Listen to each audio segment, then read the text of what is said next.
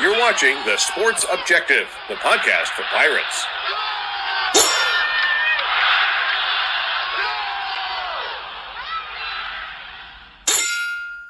ECU, Pirate Nation, Purple and Gold family, stand to your feet, put your crossbones up, and lean side to side, yeah, and lean side to side, yeah, and lean side to side, come on, yeah, welcome to the island, man, it's crazy in here, a whole sea of purple and gold waving in here. All right, welcome into the Pirate Football Playback right here on the Sports Objective, presented by L&K Custom Homes. Kevin Walker calling. He's a licensed general contractor, 336-688-8461. Pirates go down yesterday in Annapolis, Maryland, to the Naval Academy, 10-0. The first shutout in 26 years. You have to go back to Matt's, was that his senior year? Yeah, Matt's 97. Yeah, 97. Yeah. And Andrew Bays and company. That was a very crazy day in Syracuse in 97. But anyway, it is what it is. Pirates now 2-9 on the year. Last game will be next Saturday, or this coming Saturday, right after Thanksgiving at Dowdy-Ficklen Stadium, and that's a 2:00 kickoff. So looking forward to that. And welcome in. We'll start off with Kyle from LaGrange Barber. What's up, dude? What's going on, Dave? You kind of buried the lead here. Obviously, the big news today: Donnie Kirkpatrick let go as offensive coordinator at East Carolina. So we'll talk about that more in depth. We will have a better list of potential candidates in the coming episodes. Right now, we're kind of be shooting from the hip on the topic, but we will have a better list of potential candidates. Right now, we'll talk about a couple during the show that we like. We're not sure what Mike's looking at, and who knows if Mike's going to be able to make that call. I'm still not convinced Mike's not going to get fired himself, but we'll see. Bubba Rosenbaum going on we actually watched the Pirates lose, unfortunately, today.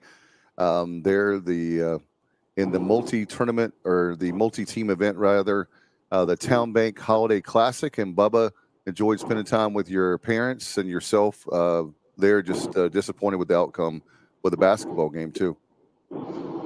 Yeah, likewise. Obviously, it'd have been much better had we seen a Pirate victory over Northeastern, but fun afternoon nonetheless, and definitely a good meal. The pregame meal there in Harvey Hall from Texas Roadhouse on some barbecue grilled chicken. So, yeah, all in all, still a fun afternoon, and hopefully the Pirates will bounce back in basketball these next two nights against Georgia Southern and Kennesaw State, 2 6 p.m. tip-offs. But as far as the football game is concerned, I wish I could say I'm surprised, but I can't.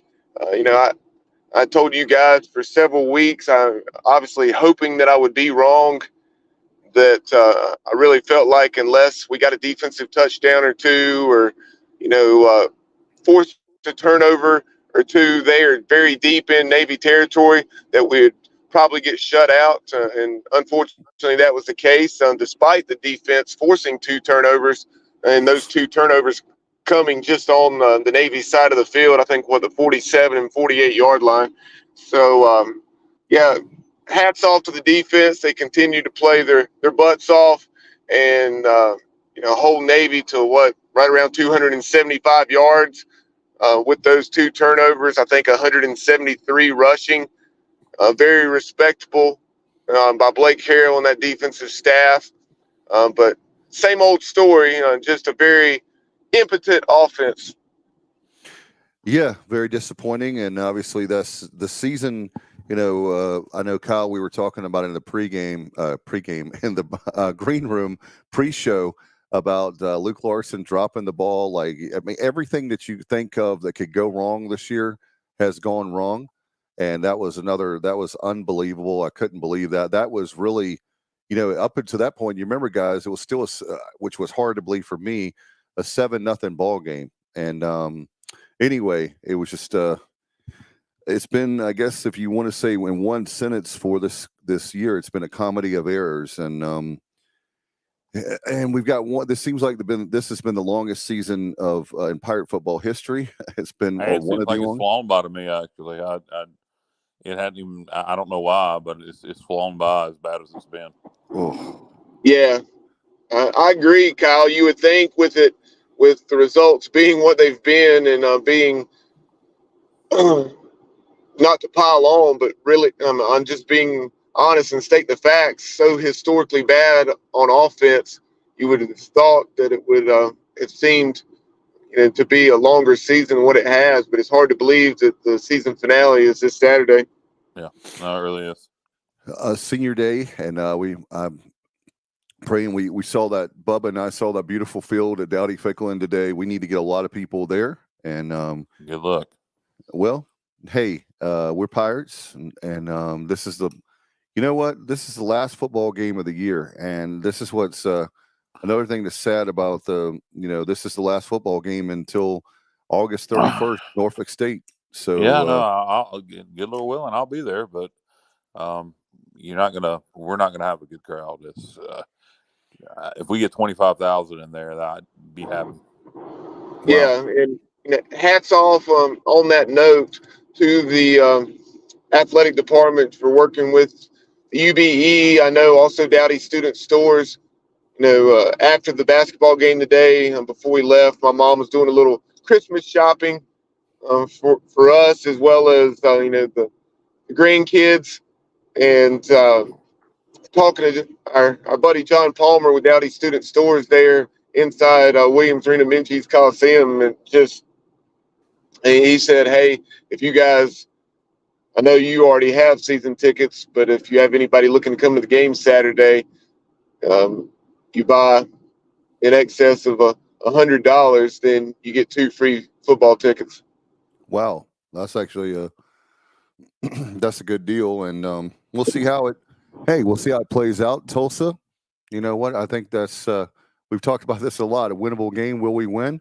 Who knows? But I think what had to happen happened today, and people said, "Why would you go ahead and let Donnie go?" Basically, and we were under the impression that it would be basically Donnie would just finish out the season. And, kind of like he would retire out of respect to all that he's done for the program. But after this morning, I don't think he's going to be somebody asked us that on the chat. I don't. It was Elliot. What's up, Elliot? Is Donnie coaching the last game? I sure hope he's already packed his trash and left Greenville. I don't think I think it's a situation he's gone after this morning. Packed his trash and left Greenville. Look, Elliot, you're a loyal listener, and I mean, no disrespect to you for this, but Donnie Kirkpatrick's a good human being. He's a good man. He's done a lot of good things for the university. Yes, the offense has been utter shit this year, but Donnie was wide receivers coach here when we produced Dwayne Harris, and he Justin Hardy. Right. Initially, he recruited Dwayne Harris. When Zay Jones came in, he's done a lot of good things. He was here under Skip Holtz. He was here under Ruffin McNeil. He came back under Mike Houston. The season, went to crap this year, and Donnie's a scapegoat. Donnie's a scapegoat. I always put everything squarely on the shoulders of the head coach because that's where it lies. Mike hired Donnie. Mike trusted Donnie's judgment. Mike trusted Donnie's evaluation of quarterback talent. Donnie is running what Mike wants them to run, the style of offense he wanted them to run.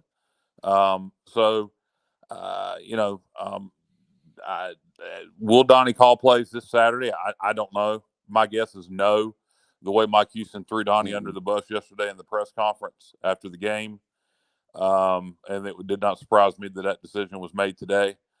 My guess is he won't coach it. But as far as him packing his trash and leaving Greenville, I hope Donnie, I hope Donnie's happy wherever he goes, and he can stay in Greenville as long as he wants. He's not going to be coaching here anymore. And I thank Donnie for all the things he did, all the good things he did for ECU under Skip Ruffin, and the 2 bowl years under Houston.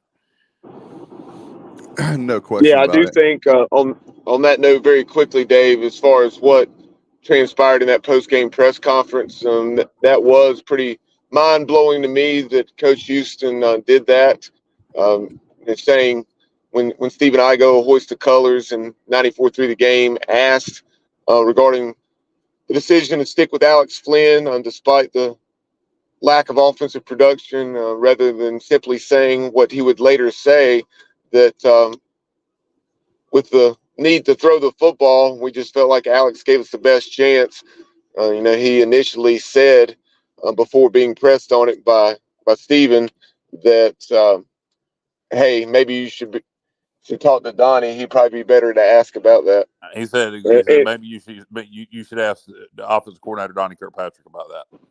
Yeah, which is you're the head football coach, and that was just in my opinion, a bush league move. Classless. You don't throw your assistant coaches under the bus like that. You take full responsibility, and and to me, this season would be a lot more easy to swallow, and I'd be a lot easier on Mike Houston if he said, "Hey, this is completely unacceptable garbage. We are complete bullshit on offense. I take full responsibility for that. I am going to get this fixed. I promise you, I'm going to get this fixed," which is what he should have been saying for weeks. And he's never said that. And so for him to throw Donnie under the bus post game, I did not like that. I have no problem with him terminating him today, but to throw him under the bus in the press conference was a bush league move. Yeah, it's been rough, man. My God, can you imagine being one of the coaches on the staff? I mean, it's been, in fact, unless we play like lose 56-0, Houston will be back. He'll be back next year. I'm not so sure about that. I think if we lose to Tulsa 2-10, look, firing Donnie today, a lot of people think, well, that means Houston's back. I don't think that's necessarily true. I think that could be Mike Houston trying to get ahead of the curve, trying to appeal to the people that are screaming for change to get ahead to save his job. It depends on who was behind it. Was Gilbert and Houston behind this together, or was this all Houston's doing? That's the answer to the question, really, of is Mike Houston going to be fired? I'm not convinced that he won't still be, particularly depending on how we play against Tulsa. I talked to some people that are in the know who also said that they're not convinced he won't be, depending on how we play against Tulsa and depending on how some other big donors feel. But we do know for sure right now we're going to have a new offensive coordinator. That's what we know for sure. Yeah, well, the sentiment has been this way for weeks, that the offensive coaches are going to be that's going to be overhauled. So Donnie is the boss of the offense. So there's no surprise there. And I think there's going to be more coaches that will be gone on the offensive side of the ball because, as you said, Kyle, it's one of the worst in history for the program. You look at the defense, you got to give Blake Harrell a huge raise. We've got to raise more money. As far as Team Boneyard, that's something that we've got to do with the NIL to keep the great players that we do have. And then as our good buddy Matt Semenza, who is our transfer portal expert, as Kyle says, he has an apartment in the portal. Just keep in mind if people ask today, I want to make this point. Why do you fire Donnie today? Well, the transfer portal opens on Monday, December 4th. Keep that in mind. So you want to get ahead of the game as far as I don't think that had anything to do with it. Yeah, high school recruiting and the portal. You don't have your new offensive coordinator in place, Dave. How does getting rid of him today help you with the portal? Because you want to go ahead and if you have guys in mind, you want to go ahead and get a coordinator in place. They're still coaching. Some of them may, and some may not be. Some may be an analyst. They're still coaching. I know, but I'm just saying they're not. They are an analyst. I mean, they are a coach, but as far as hiring them away, it's a lot easier than. I don't think that had anything to do with him or why he got fired today. I think it came down to two things. I think three things, or a combination of potentially of these things. One, I think had a lot to do with. I think it's hard to come back when you throw him under the bus. I think it's hard to rectify that. Two, I think it could be that Mike's trying to get ahead of the curve to make sure he doesn't get fired by saying, "Hey, look, I'm making changes." And three, it could have been a combination of Gilbert and Houston both together saying, "Hey, let's go ahead and get this out there." Justin Butt said, "No, for sure. There's a lot of donors pissed, not just at the team, but the administration." Absolutely, yep. Justin, because we have not to make it about me. But we have a lot of situations. Big donors are fine. I have nothing wrong with you guys. So let me make that very clear. But we do have a problem right now. And I was talking to someone that we all know, and it was a private conversation. So I'll tell you guys off the air later. But they're upset because it's like they don't feel included in the Pirate Club. And I'm not trying to throw blame. But have you noticed that, I'm just going to say this to the Pirate Club. Have you noticed the only time you recognize any donors that give to the Pirates Unite campaign, you have to have at least $100,000 or more. And you need to make sure that you are looking after every donor. You say you're looking after every donor.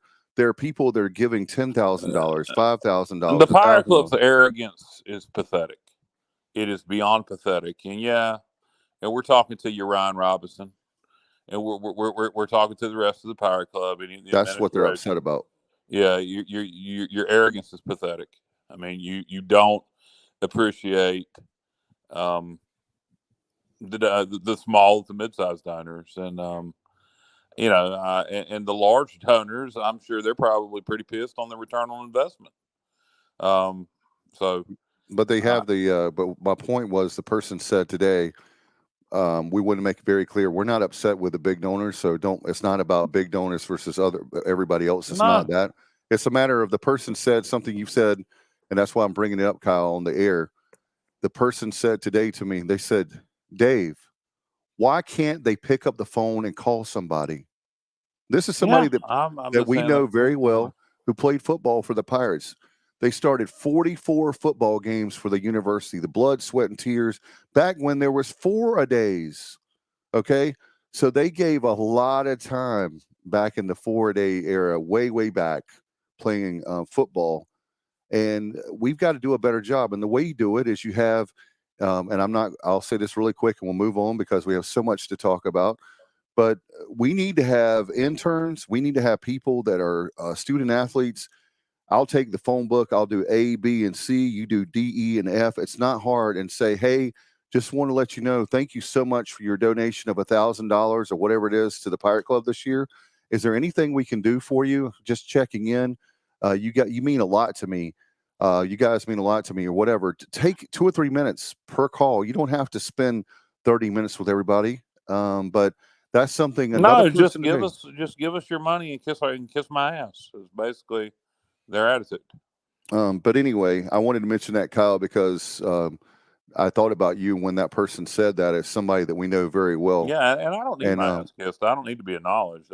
I would like a phone call and say, hey, look, hey, how you doing there? Could you give a little more? I might be inclined to give a little more.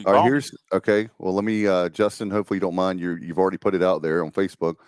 Justin Butts, I'll put it out there. My family is a $100,000 a year donor. And do you think they say a word to us? Nope. It's ridiculous. It's beyond ridiculous. Justin. And Justin's family is actually the ones that drives the equipment for the football teams for the way. In fact, big guy is awesome. Matt Maloney is the only guy who ever speaks to me. Blaze Hudson does a great job. He's awesome. He's my Pirate Club rep, and he spoke to me today, so I can't throw him under the bus. Look, used to call us, hey, let's go eat over at Dick's Hot Dogs in Wilson. You think we had that? No. So I didn't mean to make that about, I didn't make them to talk about the Pirate Club tonight, but that was something that it just bothers me. It really does. He said, hell, J-Bad and that crowd at least did that. Oh my. Going back to I don't know what our Pirate Club leadership's doing. I'm not sure. Anyway, how about this? Irving said, on the plus side, Mike did hire a superb defensive coordinator. He's talking about Blake Harrell, and the kids don't quit. Lots of minuses, though, including money. Gilbert's decision isn't as easy as it may seem.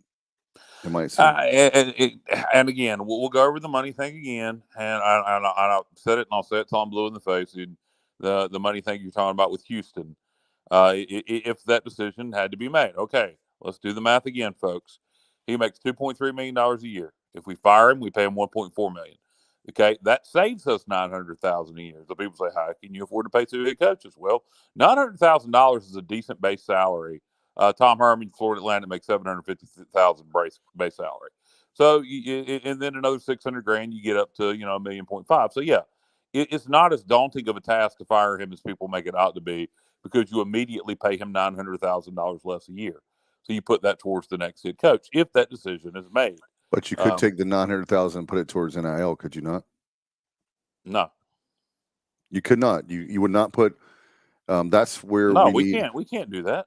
The university can't put money towards NIL. No, but they're donors. You want donors that those same donors. But that $900,000 is in his salary, Dave. So that $900,000 can't be put towards NIL. But you're saying, I know, but you still have to pay him, and you have to pay. You're not going to get a coach to come in here under $2 million. Yes. What the hell are you talking about? You said Rich Rodriguez. We are not in a Podunk conference. We're not in an FCS conference. We are in the American. Tom Herman makes $750,000 a year base salary, Dave. I know, but it's not East Carolina University. Florida Atlantic and East Carolina. They're in the American Conference, Dave. They are. It's Tom Herman. Yes, it is Tom Herman. Tom Herman, Texas, Houston. I know who he is. Yeah. Okay. Yeah. No, we can definitely get a head coach here. Mike Houston came here for far less than $2 million. Yes, he did, but that was that was 5 years ago. You can easily make a good hire for $1 million to $1.5 million. Yes, you can.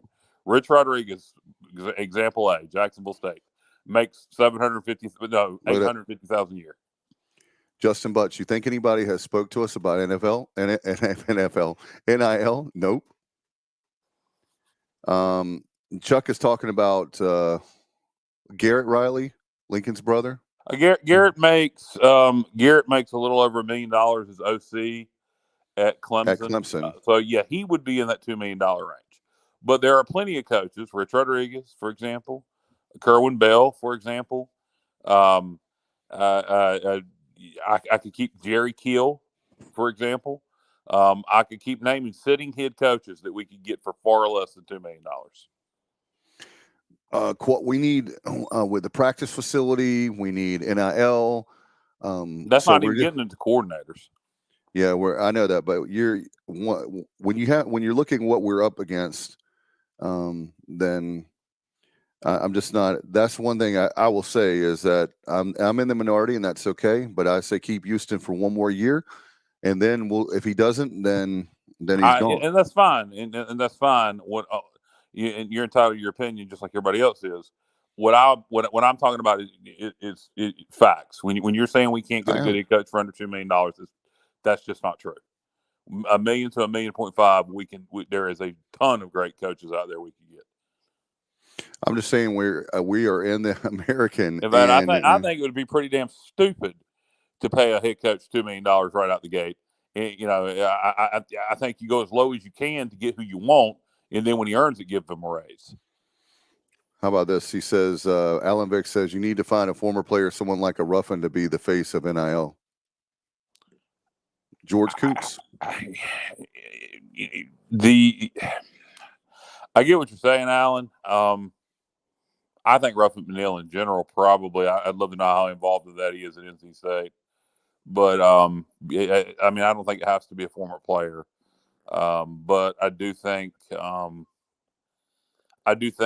we need somebody for Team Boneyard, a representative that the last name isn't Hinton, or I don't know who's the other guy. Who was it that Igo had on the other day from Team Doug Boneyard? Gomes. Yeah, we got a former player. Vic makes a great point. A former player representing Team Boneyard, being the spokesperson, would probably be a good idea. That's probably not a bad idea at all by Alan Vick. A Ruffin McNeil, if he wants to get out of coaching, you could hire him. Although I can't see Henry and those guys hiring Ruffin. So you might want to pick somebody else. But yeah, I do think that's a good idea, Alan. And what you do is you give them a salary with and a base salary with incentives. And when you do that, then if we raise $1 million or $2 million, Chuck asked, this is an easy question.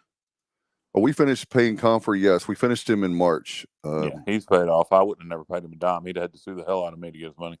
Yeah, well, that was Kyle and I's first episode together was episode 2, and that was the week of March of 2018 when all that went down. when he stepped down, but he got a buyout for 5 years. So it was something like, what was it, Kyle? $23,000 a month or something? It was for a 5 lot. years. It was a lot. It was too much money for somebody. Who Yeah, couldn't have got anything. Exactly.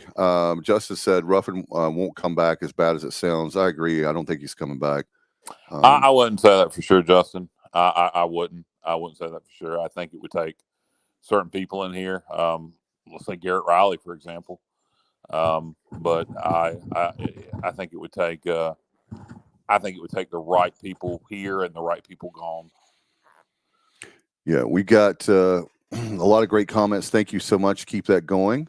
And Bubba, are you going to chime in tonight? I don't know what. Well, yeah, I was taking care of some things behind the scenes, but gotcha. Okay. All right, and here's another great point that. Go ahead.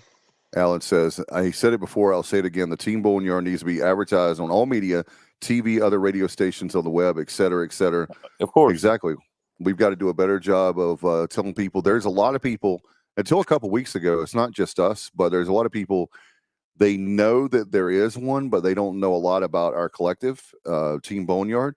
So we need to put a push out there big time on everybody, because when it's all said and done, we can pay players now.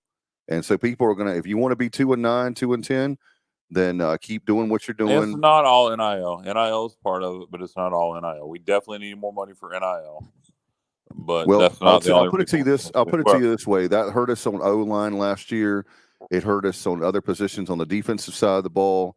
You cannot argue. There's at least 6 guys off the top of my head. The defense is fine. The defense is fine. We lost some guys on defense, but that's fine. We replaced them. The offensive line, yeah, the NIL hurt us. Yes, we need NIL. But what I'm telling you is that's not the only reason we're 2-9. It's not a whole NIL. NIL does help it. Again, I'll reference New Mexico State. They ain't. It's the poor school in FBS. The reason they're 9-3 or 9-2, 9-3 is because of coaching. Because they have Jerry Keel, who was a successful head coach at Minnesota and various other stops. He had to get out of coaching because he had really bad epilepsy. He got that under control. He hired a Division III head coach to be his OC, and they're rolling, man. They just upset Auburn. So it ain't all NIL, but yes, NIL helps. It helps. I give the NIL. I'm not saying it's not one versus the other. You got to have both. You got to have Jimmys and Joes, and you got to be able to coach them up. And I think I think some more creativity this year on offense because of our struggles and our lack of talent.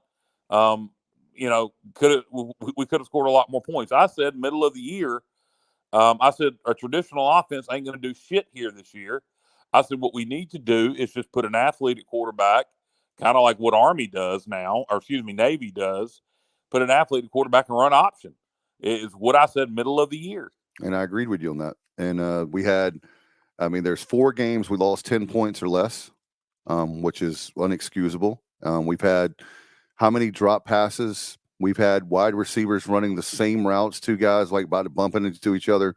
We've had a punter drop the ball yesterday. Everything. Well, you got talented receivers like Jalen Johnson who can't catch a cold this year. It's just. And yesterday, that all goes to coaching. That ain't got nothing to do with NIL. That's coaching and coach. That goes to the coaching. You got to execute the play. It goes back. It goes both ways, though, man. You got to have people. You can be the best coach in the world, and they also have to execute the plays too. It works both ways. I agree with you. I'm just we're talking about. I'm saying NIL ain't got nothing to do with Jalen Johnson not performing. Right, but I'm saying, but it is important to have. We're going to have at least $1 million to compete in American. I say it's going to be more like 3. To be really honest, if we want to win championships. Question. I agree with you again on NIL, but I don't want you to keep acting like that is the only thing that has the NIL is the fix. Navy's got 5 wins. You know how much NIL money they Zero. get? Zero. Exactly. So I know all that, but I know that. But at the same time, we've lost. If you look at our offensive line this year, I will say this: I was wrong about 2 things this year, and I will tell you what I was wrong about. I thought the offensive line we would be better. I didn't say we'd be great, but I thought we'd be a lot better than we were. Did not happen. If you look at that line yesterday, it looks like a complete wall. And I was talking to somebody today, and I've heard it so many times. We don't get a push on the offensive line. So why do we? Mike Houston needs to have a good offensive line to have the running game. Everybody can say about why is these running backs not getting yards? It's because we don't get the push, and it's like a wall. It's like a complete wall. Well, Dave, again, I'll go back to coaching again. You Strother don't and have Jones to have nothing to do with coaching, huh? Strother and Jones have nothing to do with coaching. You don't have yes, it is. How do they have it was NIL. Play, no, listen to what I'm saying. But I'm they would have been lured away. I got a point I'm trying to make here. If you don't run that kind of offense, if you run something that takes bigger splits, like a Riley style offense, that's what I want. Yeah, I agree with you. You don't have to have as talented an offense. What we do on offense, the shit we do on offense, takes so long to develop. You really have to run the ball and be able to play off play action, and the offensive linemen are in real tight. If you have an offense that's based on getting the ball out fast, right, and the offensive linemen take wider splits, you don't have to have as talented offensive linemen. We are never at ECU. We never have, except back in the 90s, have had these prolific offensive linemen. It's not going to happen.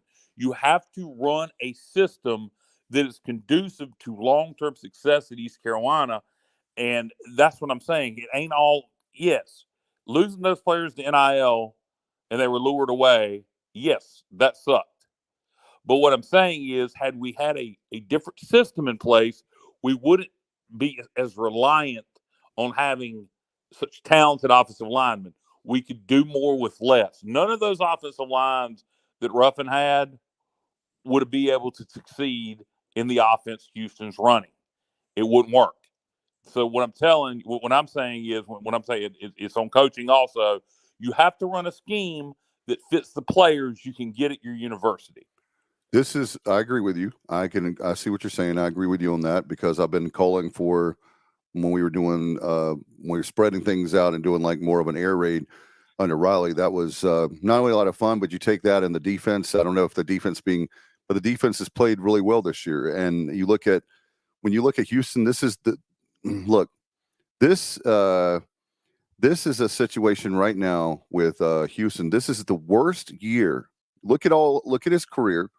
High school, college, worst year ever. So I next year, he is going to take a deep look. Remember when 2017, when we didn't make the NCAAs with baseball, Cliff Godwin said that was the best thing that ever happened to him, because it gave him a chance to reevaluate everything. He overhauled everything. And with Houston, he saw this year that I'm just telling you, he saw this year that with the that offense is not going to work. And I do believe that if they could have, they would have changed. And I will say this to not beat up the coaches on one thing. I do think they were stubborn. I've said that many times. I do think that we all know that you can't put a new offense in the middle of the season. And it sucks, because I wish we could. I wish we could go back, and there are a lot of games where we could go back and have a mulligan and do over, but that's not reality. That's not life. But I do think that you'll see a new offense next year, and you will see, unless we play really bad against, that's a possibility. If we play really bad against Tulsa, then he will be fired. But otherwise, he's not going to be fired, and we may have one more year. So I hope everybody will just take a deep breath. That's what I want everybody to do. Let's not do the confer years. It's been, somebody made a great point today, earlier this afternoon. We have had 8 years of our fans against each other, and confer and state and, I don't think and the Montgomery. fans are very against each other right now. I think we're all pretty. No, it's united. not. No, it's not. I'm telling you, there are people that want Houston to stay, and Well, there are people that can't. The deal. It's a scapegoat to put everything on Houston too. Huh? It's a scapegoat to put everything on Houston as well. Who should we put it on? Santa Claus? No, the players also have to execute. It's a hand-in-hand thing. I blame the person in charge making $2.4 million a year. I'll do it every day. I'll do it every time. And that's who you're the head coach. You're the man in charge. You're the man making the big bucks. The blame lies solely on your shoulders. You recruited those players. You developed those players. Your assistant coaches you hired recruited those players, developed those players. Right. It is. They also have to go out there. They also have. I agree with all you guys saying that.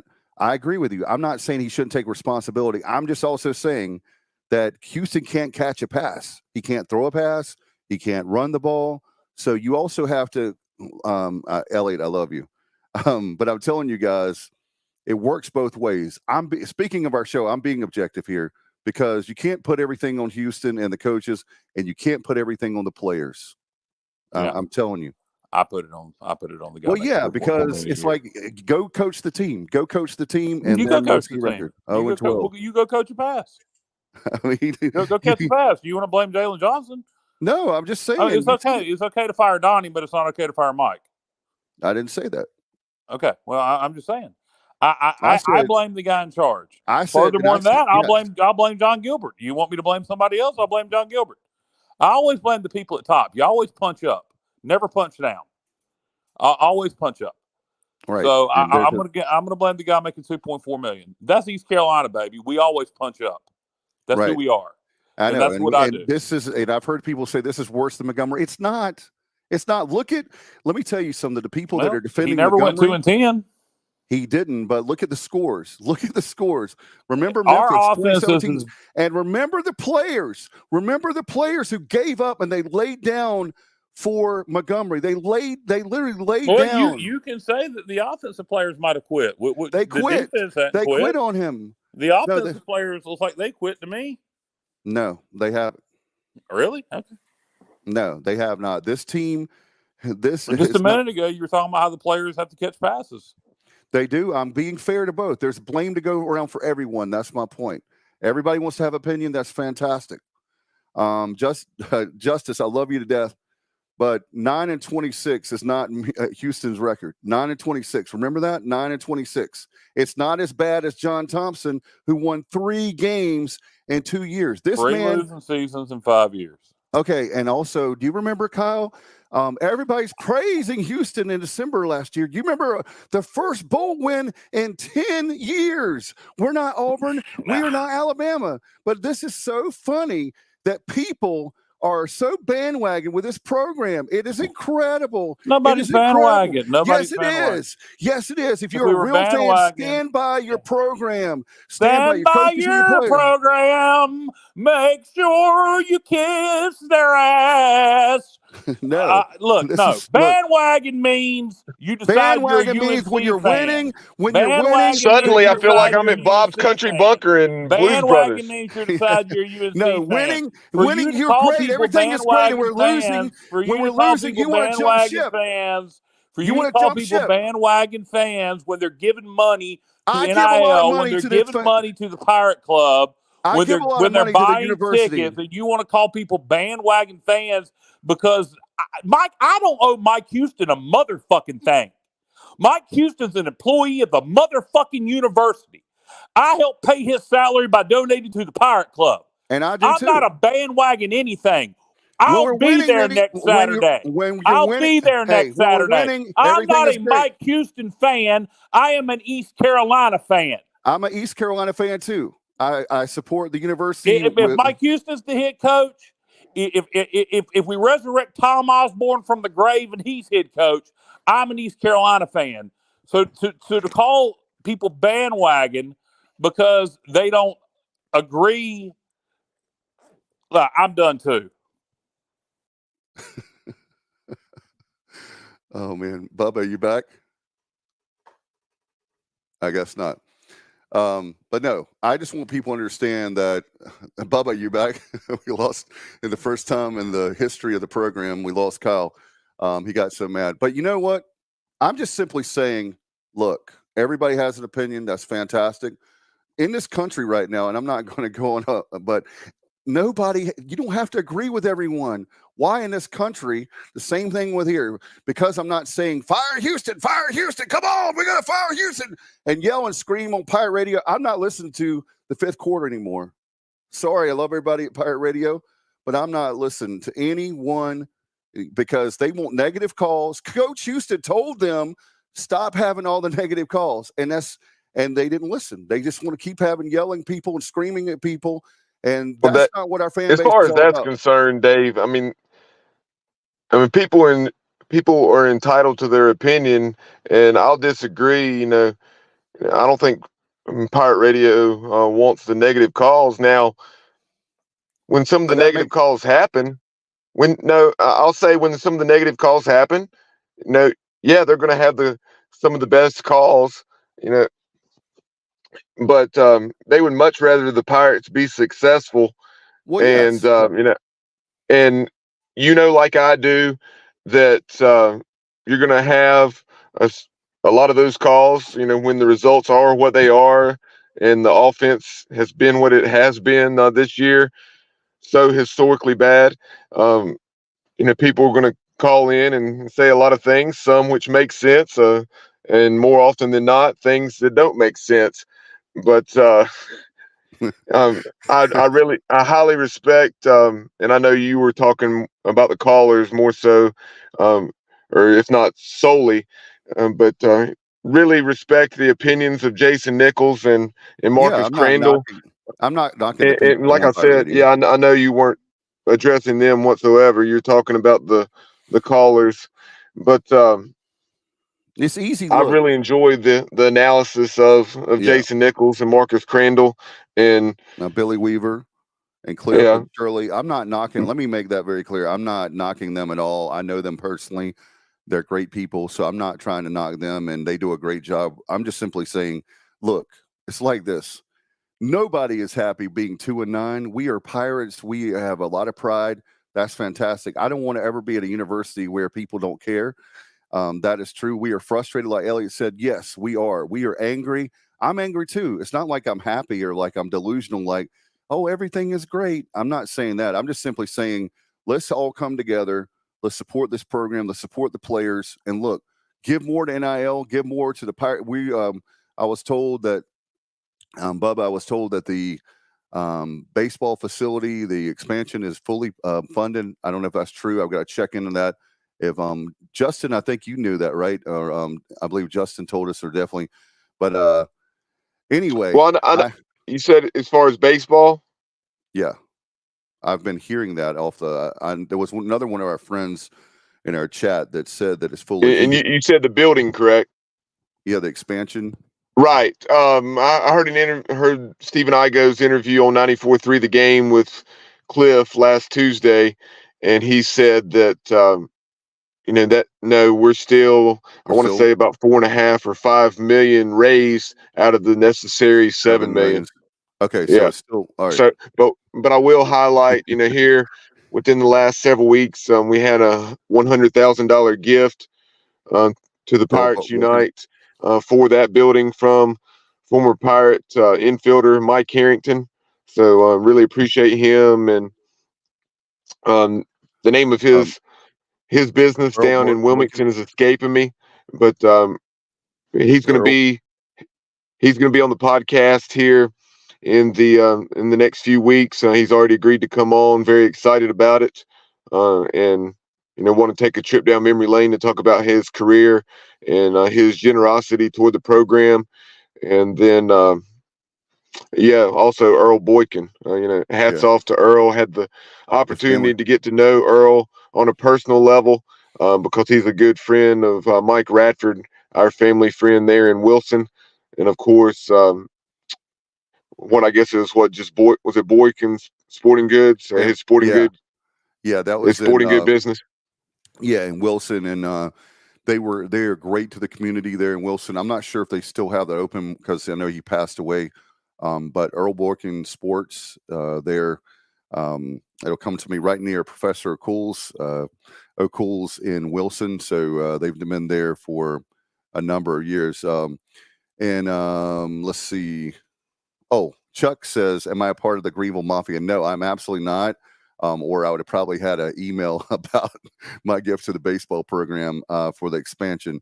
Another question is, Elliot asked, Dave, why does Pirate Boneyard, Team Boneyard, use PayPal? Don't they charge a 4% fee that adds up money we're losing? I'd rather have it come out of my checking account each month. I think Bubba, can't you do it out of your checking account? I think PayPal is just an easier way, but I think they can check with them on that. I'm not 100%, but I thought there was a way that you can write a check. And you can. Yeah. If you go to, or do our best to provide that information on the screen before the end of the show for our viewers. But yes, you can, obviously, like Dave said, PayPal, debit card, credit card, or you can write a check and they have the mailing address. All right. And then Justin Butt says, guys, keep supporting the Pirates. There'll be better days ahead. Amen to that. So let's see. There might, Justin's saying there might be a few loose ends to tie up, but as far as I know, we have the funds. He's talking about baseball expansion, but I think that Cliff would know. I mean, I heard that we were a little short on that. So for the baseball expansion.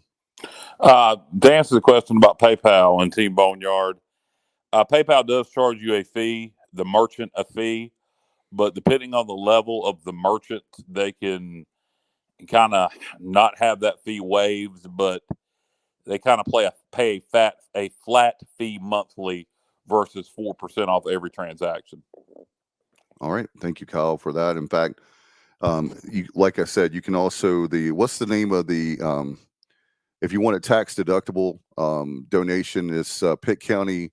What is that? Oh my gosh. There's a link right there. There's a link you click at teamboneyard.org. You can just click to donate as an individual or business, or you can click to make it tax deductible and just follow the process on Team Boneyard. When you go to teamboneyard.org, those are the first two things you'll see on the screen. Donate as an individual or business, or donate as an individual or business for a tax deductible write-off, and you just click whichever link you want. All right. It's Parents for Public Schools of Pitt County. I found it. All right. That's what I couldn't think of the, that's how you get the taxable deductible donation. And they, in fact, like Kyle said, there's businesses, or if you want to make the contribution on the left side, and then the right side of that is the tax deductible one for, again, the Parents for Public Schools of Pitt County. So there you go. They added that this year. They just added that recently, like within the last 6 weeks. They've been talking about it for a good while. I know. Yeah, but I mean the easy button, the link there on the website. All right. And B-Pays, what's up, bro? He says business account with PayPal can also be used for tax deductions for business. Okay. And let's see. Oh, Justin says, of course they won't never tell if it's fully funded. That's more money they can get. We're talking about the baseball expansion. So just keep giving. That's the most important thing. And then Chuck is asking about who distributes the funds to the players? Will the money be put to the player your choice? So right now, I know you can actually give to an individual sport, right, Kyle? Like football, basketball. Yeah, you don't have to go through Team Boneyard. If you want to give, you can contact. There's a compliance person with the university. We had deals last year with players on our own for the podcast, Ryan Jones. Right. Jaira Wilson. Yeah. If you give to the collective, I think it's kind of a needs basis. Decides. Yeah. But if you want to give on your own to a player, you can't just hand him money. He's got to be doing something. So who asked that? It's actually Chuck. Chuck, let's say you wanted to make sure. Give me a defensive player. Ravel. Let's say you want. Yeah, let's say you want Ravel to stay, and let's say you own a car dealership. You could have him do commercials for you for $100,000 a year, for example. Yep. You could just do that yourself without going through the collective. You can do that through a compliance officer. And like B-Peg says, you can give direct to a sport if you ask them to. Correct. So there are people that, for example, there are people. I thought we were talking NIL. Yeah. Okay. Yeah, you can do that. In fact, you can. Let's say that you're a fan of Cliff Godwin and you love the baseball team, and that's where you want your money to go for NIL, you can actually tell them, like for example, for Team Boneyard, I know you could say, I want it to the baseball team, and they will give that. I did not see that option, at least with the monthly giving options. Now, you have to get up. Maybe you can get up with them, but they did. I know they've talked about it, like the sport. I'm sure for major gifts, giving, I'm sure that's the case. But if you just click the easy button on the website, it does not give you that option. No, I haven't seen that up there, but they and it's one of those things we're having to all learn, because it's something that's only been in existence almost 2.5 years. So in fact, Justin says he does it for baseball all the time. I know you're a baseball guy, Justin. So Justin, how do you go about that? That would help a lot of people want to know. Pays said you have to call and tell them, so you pick up the phone and now call them Team meaning Boneyard? Team Boneyard, or them meaning our compliance officer at ECU, Pays. I think he's talking about I thought he was talking about Team Boneyard, but I'm not 100%. Let us know, Pays. But they were talking about that. Doug Gomes was talking about that. Boneyard is what he's saying. Yeah, I'll put it up there. Okay. So you have to call them and specify. If not, that's what they said. Thank you, Pays, and Kyle. Y'all both trigger that. So if you don't, in other words, if you don't, like for us, when I'm giving $50 a month, for example, mine goes into a general fund, and the board decides where it goes, or if there's different deals. But you can call them up and say, I want to give this to the football team. I want to give this to the basketball team, or you can have and I don't think you have to give straight to the collective again. You're right about that, Kyle. Bubba, do you have the compliance officer's information? There's a lady, I can't remember her name. No. Yeah. Elliot said he didn't know NIL existed until we started talking about it. Elliot. He says Justin said he goes through the compliance. Yeah, okay. Justin, do you have that contact information for the compliance officer? Since that would be helpful for people that don't want to give straight to Team Boneyard, that want to give directly to the program or to the university or to an individual player. If you have that contact information. Yeah, because you could actually let's say. Go ahead, Bubba. I'm sorry. The senior associate AD for compliance is Alex Keddy, Keddie, and Alex is who I communicated with regarding our NIL deals last season with Ryan Jones and Jair Wilson. Is that Keddie E at ECU.edu, or Keddie A rather? Probably, but I'll confirm and put it in the comments section. We'll put it on the screen. Okay. All right. And basically what you can do, Kyle, as you know, you could actually, like you said, you can, if you have money and you want to keep a player, if you want to sponsor a player, you can do that. $50,000, a big amount. If you want to go in the backyard and get the treasure chest, $25,000, $10,000, whatever, you can do that and say, the university can't pay the. No, I mean, you if there's a quarterback in the portal, I mean, theoretically, you can talk to our compliance officer and say, hey, I got $50,000. If Mike Houston wants to give this quarterback that I want a shot, and Houston then could determine if he wants to take your money and get that quarterback. Yeah. I mean, it doesn't all have. There's more than one way to skin a cat. It's the Wild West now, baby. I know. Last year, before Keaton Mitchell made his announcement, from very good sources there in Birmingham at the bowl game, we had a major donor in Raleigh, who was coming forth, just going to the universe. Well, I think maybe he was going through Team Boneyard, but either way, he was going to pay Keaton Mitchell $35,000 to $40,000 specifically designated for him. Let's see. Worth every penny. Yep. And Pays makes a great point. We have to worry about Harrell getting picked by another team being our defensive coordinator and losing some defensive players in NIL. Exactly. Ravel is one, Bubba, that we know that's probably the top of the list. If you didn't know, if you're just joining us, Monday, December 4th is when the transfer portal opens. So go ahead and give. In fact, I believe that's why, John Gilbert, we're going to have a huge push this December for NIL. And by the way, Justin says that he's fixing to working with Faison as well for basketball. He's a local Goldsboro kid that's going to be really good. And then Elliott's going back to football. He says, do we have a quarterback for next year? We're going to have to go. Kyle can tell you we're going back to the transfer portal. Bubba? The plan if Houston stays is to take 2 from the portal, either 1 portal, 1 JUCO, and plus hopefully the kid from Kentucky, which was a Donnie Kirkpatrick legacy recruit. Yep. Hopefully he keeps his high school recruit or commitment. So right now, Ty Keys, former starting quarterback at Southern Miss, who was very injury prone during his limited time at Southern Miss, had a great year at the junior college ranks.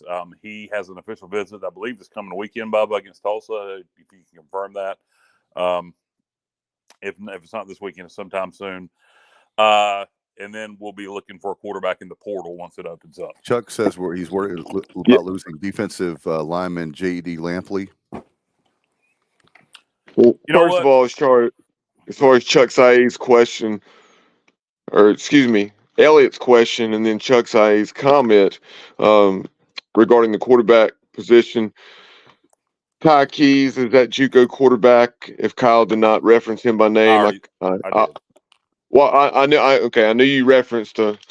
I just wasn't sure if you mentioned his name. I heard you mention him, but Ty Keys is his name, and I believe it's Northwest Mississippi Junior College, if I'm not mistaken. The right. same JUCO where Gardner Minshew was from.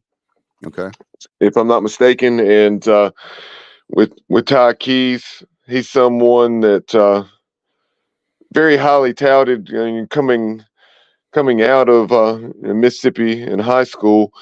Went to Southern Miss, had a little playing time, and showed some promise. I'd say more developmental than. I mean, he's not someone that I don't think we would be bringing in. To. I mean, yes, obviously we'd love for him to be the guy, but he was not so much the proven commodity as if we're bringing someone in that had previous starting experience. No, he will not be the only quarterback we're bringing in. Correct. And then to Chuck Saeed's comment, he references Cole Hodge, the high school quarterback from Louisville. That was one that Donnie Kirkpatrick was very instrumental in his recruitment, as well as his brother's recruitment.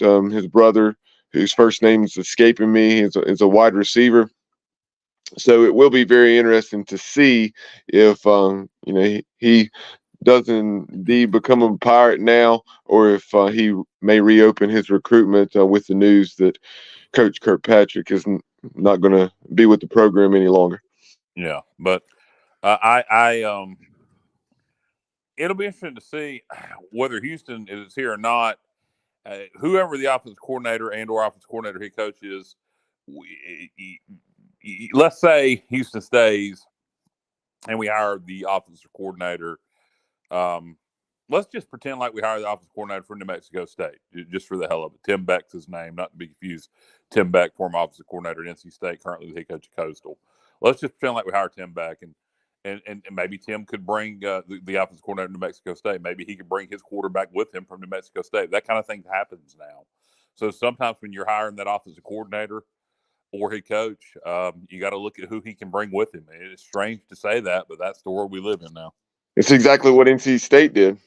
Yeah. Yep.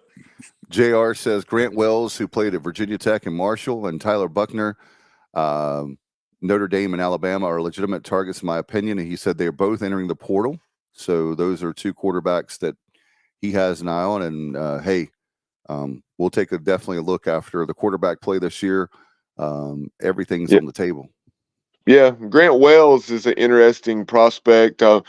Very much a mixed bag with him at Marshall, outside of a game or two where he may have thrown like 3 or 4 interceptions. By and large, he had a lot of success with the herd. And then once he transferred to Virginia Tech, really struggled. So that's an intriguing one that's worth considering for sure. And I'm certainly aware of Tyler Buckner. Of course, Notre Dame's offensive coordinator, Tommy Rees, became the OC at Alabama, and Buckner went with him. So that will be interesting to see.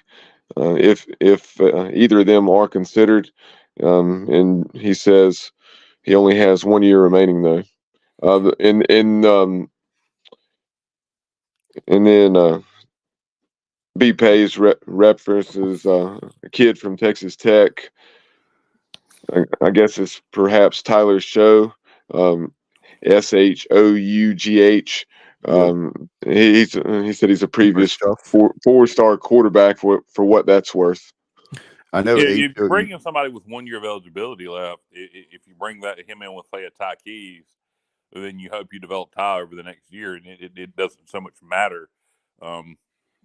You would like to bring a guy in and be the starter for the next 3 years, or 2 years at least. But if you got a guy that's talented with 1 year of eligibility left, and you bring him in with, say, a Ty Keys, I think you could make that work. Ellie was asking, Jeter going to stay? I think he still stays. Don't you guys? I don't know. It's hard to know. Who knows? Yeah, really just honestly don't have a pulse on that. Go ahead, Kyle. I was going to kind of say what you did. Who knows? I mean, from what I understand, he's nowhere near ready to play. So if he enters the portal, where's he going to go? If we bring in 3 quarterbacks, 2 portal JUCO combination, 1 high school, I don't know if he'll stay or not. That's a good question. Alex Flynn, do you guys think? I've had a lot of people. Flynn's done. He's going to be a doctor. I mean, I don't. He would have had to put up Joe Montana numbers probably to decide to come back for another year. And the fact that he's almost done with his MBA. So not only does he have a college degree, the undergrad, he also has. I think he's finishing up pretty soon with the MBA, right? Right, and he's planning on going to medical school, so he needs to start that as soon as possible. It takes forever. Yeah. So, and it doesn't necessarily, as nice as it would be to get a guy that is not even necessarily a full-time starter this year, but a guy that has a significant body of work and maybe a part-time starter that's had some success and maybe suffering an injury, or whatever the case may be. Also, don't forget about the JUCO ranks. Look at the success that App State's had with Joey Aguilar out of one of those California JUCOs. They brought him in. He was in a competition with a high school guy that had been in the program there at App State named Ryan Berger. I think he was perhaps, came out of the high school ranks in South Carolina, maybe the same year as Mason, or maybe he's a little bit younger than Mason. But it looked like actually Berger did win the job, and then Berger got injured. And then Aguilar, here he is as the starter, 64% of his passes complete, right at 3,000 yards, 29 touchdowns, 8 interceptions. So that's an example of a guy that we could have pursued out of the JUCO ranks. Not necessarily him, but someone like that. And the fact that the FCS quarterbacks entering the portal is something I would also point out. All the above, absolutely all the above, and obviously with Flynn gone, we pretty much think that Garcia is going to transfer, right, to like FCS.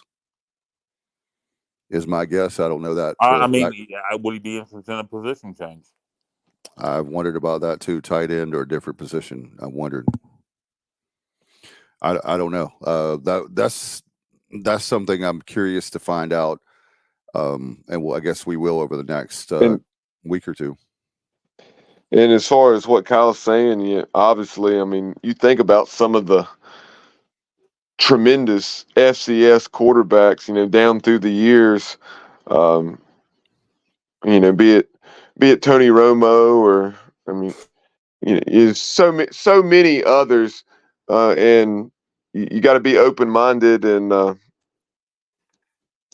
not think, well, hey, this guy's, and I know, most coaches will do that. They can recognize if a guy's a player, but you have all sorts of situations where guys get overlooked. And look at Kurt Warner. The guy was bagging groceries, and then next thing you know, he's a Super Bowl champion. So, Yeah, uh, no doubt about it. In fact, help me out, guys, on this. Elliot's asking, how long is the transfer portal open? Is it a couple weeks? They've shortened the time. I believe there's 2 periods. Oh, there, I got it right here. Yeah, it's December 5th. They're saying December 5th through January the 18th and April 15th through April the 30th. Okay. So there you go. That's for this. Well, yeah, I knew that second window had been shortened, like you said, to essentially 2 weeks. Yeah, I mean, it's not a lot, but we'll see how it goes. And then you also have to remember that we talk about this all the time. And Kyle, you brought this up back 2 years ago, I think, whenever the portal started, is that just because you enter the portal, you can be in the portal and then you're like in no man's land, where it doesn't necessarily mean, like the cliche goes, the grass is always greener. So you can end up in the portal and nobody pick you up. About 60%. I'm sorry, guys. I'm snacking while I'm doing the show here. About 60% of kids that enter the portal are never picked up by another school. Thank you. I knew it was a high number. I didn't know the percentage, but yes. So it is, and there's times when things don't work out. We understand that if there are guys that won't play in time, and Coach Houston says, "Hey," whoever the coach, whatever, says, "Hey, this isn't working out," but then we got this other school we're going to help you out with. You're a great guy. We appreciate your time as a Pirate. You worked really hard. No harm, no foul. Then that's one thing. But then sometimes we have parents and different people back home that are saying, "Man, you're a great player. You should be playing in Alabama." And you're like, okay. But anyway, let's see. Pays has another one for us. Keep an eye out on Davius Richard. He's a quarterback from NC Central. Could be a grad QB guy. Okay, Pace. Hey, like I said, this is like an open tryout, right, guys? I mean, like you said, Bubba, like Kurt Warner bagging groceries. Is there some guy out there? It's going to be who's the right fit for the offense? What kind of offense are we going to be running? Can the new offense coordinator or whoever bring a quarterback with them? I mean, it's going to be a lot of variables. Yeah, we can just throw out names of quarterbacks, but we don't even know what system we're going to be running. Great point. That is a great point, because that does matter tremendously. Here's a baseball question. Irving asks, are there plans to extend the left field seating? What are the upgrades? Huge potential to make Clark LeClaire one of the finest college baseball facilities in the country. It's got to be top 15 now, no doubt. It's there's a observation deck, kind of like what Dowdy Ficklin has. There's some. It's not a lot of seating. And I think what John Gilbert said is that if people are only going to come to a few of the games, you don't want to add a whole bunch of seating, because the last 2 years we've sold out. Bubba, help me out. Is it 2,300? No, it's like maybe 2,700 season tickets.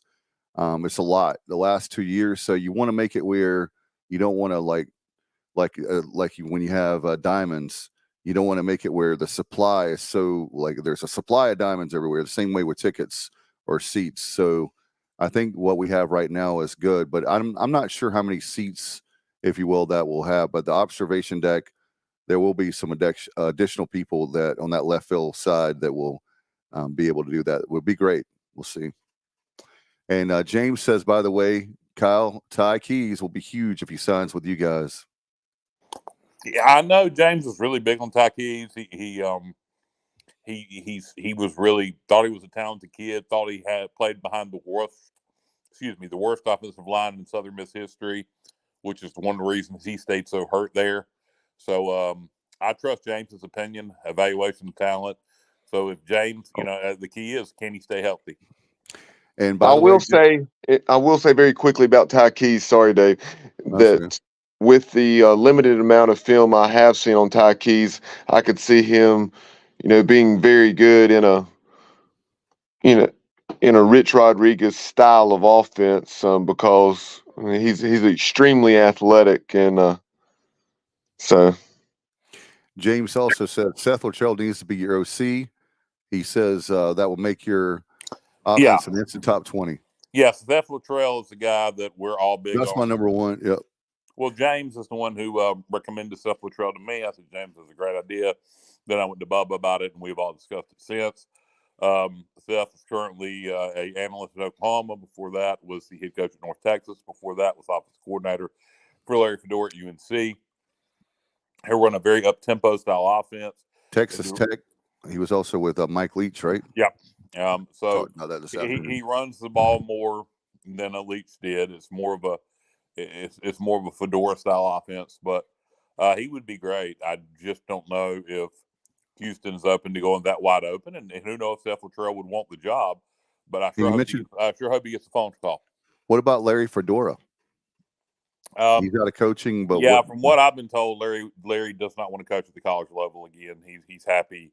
I think he coached in the USFL last year, and he's happy doing that. Matt Redmond said the job is open. That makes it much easier to get a transfer. A guarantee last year makes the season much different. And here's JR is the best. He said his nephew is friends with Tyler. Is that Schuff? I know Hough is Huff. So I was trying to, it's either Show or Schuff. But anyway, he said, I just talked to him. He says Tyler wants to go to San Diego State if they hire a high-profile offensive-minded coach. As you know, Brady Hoke is retiring. I guess we'll see who will be that. In fact, Irving says Fedora will be awesome. He's one that's been like a doubtful. Fedora would be awesome, but I don't think he wants to come back to college coaching. Yeah. But again, you get a very similar offense with Seth. Yeah, we need to have something basically. Seth Luttrell, you get a very similar offense. He was Fedora's offensive coordinator. Hey, Kyle, we need to tell Houston. You want to keep your job? All right, do an air raid. It doesn't have to be an air raid. It just I know. It needs to be a spread. I'm being silly. Got a lot of creativity. I'm being silly, but Fedora would be one that would be on my list. I wouldn't put that. I wouldn't hold my breath. But he's one that we talked about. Seth Luttrell. We talked about Kerwin Bell. Would he come up? I doubt that would happen. His son's his OC. Right? Is he ready to move up? Can to call offense on his own of Western Carolina? And that's another thing. Most of Houston's background is in the FCS ranks. Would we be looking at an FCS OC? I'm okay with that if he runs an explosive offense. Yeah, I don't care where they come from. I just want to have it with do that. Here's another one. Pay says, would Latrell Scott come back? Well, I'm sure he would. I mean, Maryland's kind of struggled. I don't know how bad have they struggled since. Did someone get fired? What happened with the Sumlin situation? Let me look. I'll look it for you right now. Well, Latrell Scott's a good coach. I think our offense would have been better with him here. I don't think that's the answer either. He is a good coach. If Houston stays, he needs to hire a proven offensive coordinator that the fans are going to get excited about. Yeah, right now, by the way, Kyle, they're 3-5 in the Big Ten and 6-5 overall is Maryland's record. Yeah, I just know they were rolling at one point. I was curious to what happened with someone after the DWI. So Justin says their donors willing to pay, and there's no question about that. Hey, he agrees, Kyle. He says Scott leaving hurt us. No doubt, man. There's no doubt about that. Summerlin is doing Wendy's commercials now. Thank you, Robert. Oh my gosh. But it's going to be as the story plays out as far as offensive coordinator. I have a feeling, don't you guys, that we'll find out something. I would suspect Houston has. This isn't today is not the first day that Houston's thought about this decision. And if you're Kyle, we talked about this as long as we've done the show. If you're an athletic director, you already have 5 coaches or 10 coaches in your pocket who you would like to hire. And the same thing with Coach Houston. I'm sure he's got a whole bunch of people that right now that he's thinking about as offensive coordinator at the FCS level, as Kyle said, FBS level. And Probably great point by Pace. He's probably using his agent to help, no doubt. Pace, great point. But this process, the thing is, like we said, we couldn't change the offense in the middle of the season. We knew this was inevitable, not to have Donnie, and so now we're going to have to hire a offensive coordinator pretty quick. But at the same time, Kyle, to your point, it's got to be the right fit, and we've got to have. We can't just hire any old person. This has got to, for Mike Houston to stay here, if he is a head coach next year, it's got to be a big splash hire, somebody that everybody can rally behind. Well, it can't be just somebody promoted within the program. No, and it doesn't even have to be a splash hire. It's just got to be a good hire. And you know what I don't think Shane Montgomery. I don't think Shane Montgomery is going to do it. And no. Even if he would do a good job, it's perception, like Bubba said. Sell it. You just can't sell anybody on it. How about this one? Bring Steve Logan as offensive coordinator. Brandon said, God. No, here, Brandon, it's a good idea as far as Coach Logan. Coach Logan doesn't want to be the offensive coordinator anywhere unless the money would have to be right. He would have in his contract that he's not recruiting. So I don't know how many people would sign that, on the dotted line to have. And I don't blame him. He's done so many road trips and been in so many airports and hotels and all that recruiting. I don't blame him at this point of his career. He's retired. He's doing a great job with the Logan Zone. I'm enjoying that every week, Friday on 94.3 The Game. Does a great job in the 5 o'clock hour. Let's see. Hey, James just said East Tennessee State just fired their head coach, but he was highly regarded offensive coordinator for Furman 2 years ago. I don't know anything about him, but that's not a name. I don't know. Yeah, I know nothing about him either, James. So I don't know if that's a good recommendation or not. Let's see. Matt says, bet Logan would recruit a quarterback. Yeah, he definitely would be great to be a quarterback coach or analyst or something to help us out because Lord knows we definitely need. There's no question about that. Scott Abel, is that right? Abel averaged 30+ points straight for 10+ years, similar to Coastal's offense, number 1 rushing offense, top 10 passing efficiency. So how you like that? Let's see. Irving Bennett says, tell Steve he can play the Star Spangled Banner on a university purchased Gibson Les Paul and coach as he so desires. Let's don't say we did. The offensive coordinator from Penn State that got fired now, there's a look this year, no excuses, but you look at Alabama, you look at Penn State, there's been a lot of programs that have trouble with two things that we have in common. Offensive coordinator from Penn State did some all right things. Crazy. He made some crazy decisions on play calling. Right. I'd have to go back and watch the film. And I'd like to know what he did before he went to Penn State. He could probably bring in a quarterback. No doubt. Anyway, like I said, as far as a quarterback is concerned, offensive line, when it comes to offensive coordinator, all hands on deck. Let's make sure this is the right hire. I'm sure Houston will do that. And I think and maybe Kyle, I want to ask you this, Kyle, do you think if Houston has the right offensive coordinator, would you be okay with him coming back next year? I'm angry at Houston because I think he let this happen out of arrogance. Right. If he were to hire somebody like a Seth Luttrell, yeah, because I think if he let in another thing, if he's going to give him complete anonymity and control over the offense, yeah, if he makes a hire like that, and we get a big time quarterback in here and a couple good offensive linemen, yeah, I think he could turn it around next year, sure.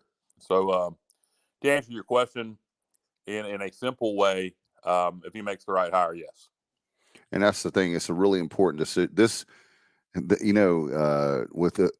We were wondering about the defensive coordinator position, and he brings in Blake Harrell, and the defense is just getting better and better every year. I don't know what kind of paycheck do you think? What kind of Pays was talking about that? How much money do you think it's going to take to keep Blake Harrell? I don't know. It depends on what kind of job he gets offered. I mean, he gets offered the defense coordinator position in the SEC, it's really not going to matter. Oh, I know that. I mean, so it just depends on how much he wants to be here and who else offers him. So it's hard to put a number on it. JR says Jaquan McMillan just had a nice pick for Denver as they playing Sunday night football. So good to hear. In fact, I know Tyler Snead is playing in the Grey Cup tonight. And is it Stanley Robert that we also heard is playing in the Grey Cup tonight for the CFL. So that's awesome. In fact, Bubba is saying that 2 interceptions and 2 fumble recoveries in the last 3 weeks for Jaquan McMillan. So very cool there. Jay Cutler says we are dead last in passing efficiency. Absolutely. There's, like we've said, there's no doubt about it. An overhaul for the offense is an understatement of the century. And like we said, this hire, you better go ahead and get this hire right. And we got to do well. Are you saying, Justin, are you saying that Blake Harrell is gone? I guess that's what he's. I think he's gone. Are you talking to Blake Harrell or Justin? Houston? I think he's talking about Blake Harrell. Elliot Jameson. Elliot's saying, how about App State beating JMU? Especially JMU. The Dukes were undefeated, so they'll have 1 game left with James Madison and. Kirk Signetti is a great coach. Was obviously potentially 1 game left. They I've heard different things about if there's not enough 6-6 bowl eligible teams, if they would get it over a 5-7 team. I heard they wouldn't, and then I've heard they had, but I don't know. I know the Sun Belt has 8 bowl eligible teams. I know the American has 4. I'd have to go through each league to see if there's going to be enough. Brian B. Pays, my buddy Scott Abel, head coach at Davidson, might want to move up to a FBS offensive coordinator. He said they average 465 yards per that's game. Interesting. And Davidson, I believe they're non-scholarship FBS. I believe you're right. Excuse me, non-scholarship FCS football. So that's. I don't know what he makes, but I couldn't imagine he makes very much. No, and that's a great Pays. That's another one. That's why we have the Justin, best. Do you have any inside info on Blake Harrell being gone, or is that just your opinion? We know you're relatively well connected. Yeah, and I'm waiting for you to drive Kyle around the country on the equipment truck. I think that would be really cool. Let's see. Have we heard about an update on the FSU quarterback? I heard that it was really bad, the quarterback for Florida State, but I have not seen obviously I didn't see the play, and I don't know exactly what kind of injury, but I did hear about that last night, but I have no idea on. Do you know, Kyle? I didn't. I didn't even know about the injury, to be honest with you, after we lost yesterday, except for it was a couple other things I looked at, but I wasn't even aware of the injury. I watched Missouri, Florida. It's a broken leg, Robert says. Okay, thank you, Robert. It's kind of like, I think when McKenzie, what was the quarterback for UCF? McKenzie, McKenzie Milton. Milton, yeah. You remember we were talking on the phone, Kyle, when that happened, and you were like, "Oh my God!" And I was driving. I do, yeah. I saw it live. It happened, and I knew it was bad. And in fact, Robert says it's Joe Theismann. Like, oh, that's not good. Well, and Justin says, by the way, about Blake Harrell, just his opinion. And hey, man, that defense is played out of their mind.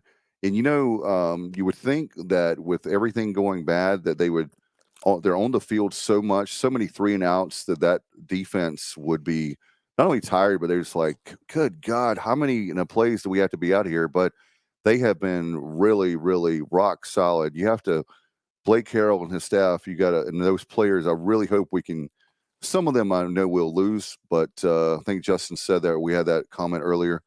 But I'm hoping that most of the guys we can stay. Here's another one.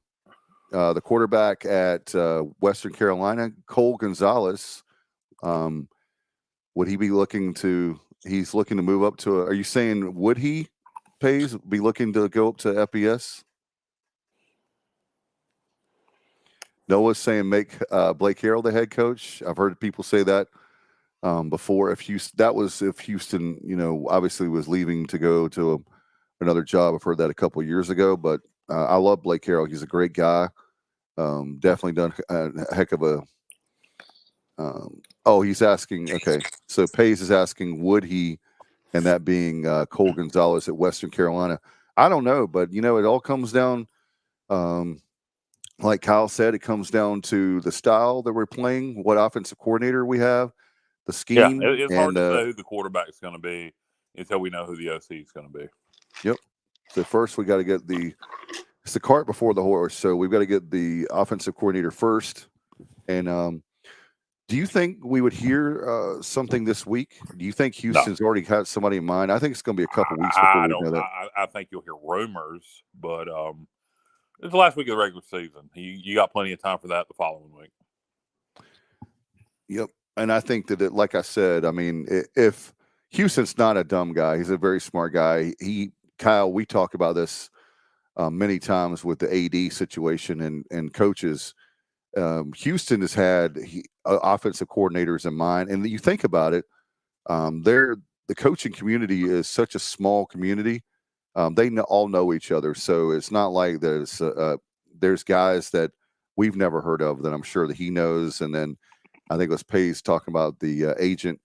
I'm sure his agent has connections, so it's going to be fun. It's going to be interesting to see who we get, but definitely Seth Luttrell. Man, that would be a huge hire. It'd be a home run hire. It would be a home run hire. And would you be willing to? How much would you be willing to pay him, Kyle? I mean, what do you think that we can get him for? I mean, it's hard to say. I don't know what he's. I don't know what you look. I don't know what he's making in Oklahoma as an analyst.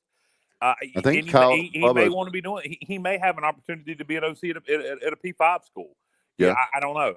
My guess would be 500,000. That's what I'm thinking. Because it's hard to say.